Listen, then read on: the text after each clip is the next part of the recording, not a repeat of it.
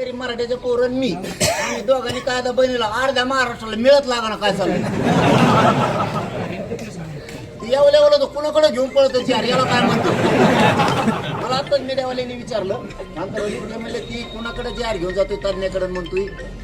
मला काही मिळत लागणार म्हणजे नुसत्या गरीबाच्या पोरांनी एक कायदा बनीला तर अर्धा महाराष्ट्र टेन्शन मध्ये आला आणि मग अभ्यासावाल्याने बनीला नाही का वा टेन्शन असतं का मला कळत नाही आता आम्ही वावर घेतलाय ना पेरायला लागलो तर फुकन आमची काखरी बरोबर नाही यायची वाकडी तकडा बैल चलवतो आम्हाला काय करायचं दुसऱ्या बारीन सरळ चलत तू हे बैल मग नीट चलत पण तू द्या ना मला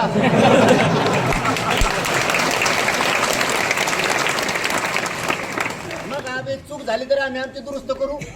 आणि बरोबर असलं तरी आमचं आणि चुकलं तरी आमचं तुला काही घे नाही का तू मग हुशार आहे तुला इंग्लिश वाचित येते तुला कायदा वाचित तू पण तो 10% बी आरक्षण नाही दिलं आम्ही 3 कोटी आरक्षणात घातलं आतापर्यंत आणि पश्चिम महाराष्ट्र मराठवाडा पण घातला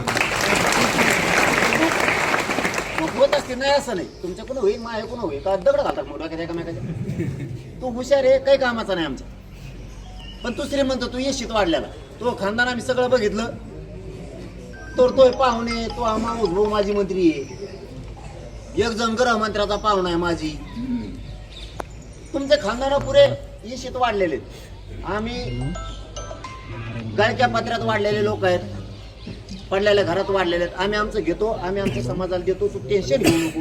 हुकलं फिकलं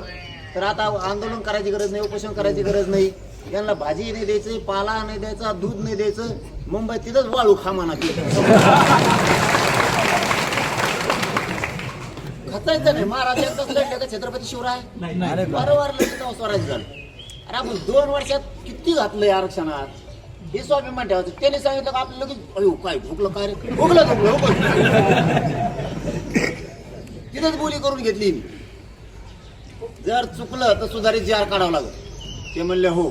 याला म्हणतात दाच का मराठ्याच्या गरीबाला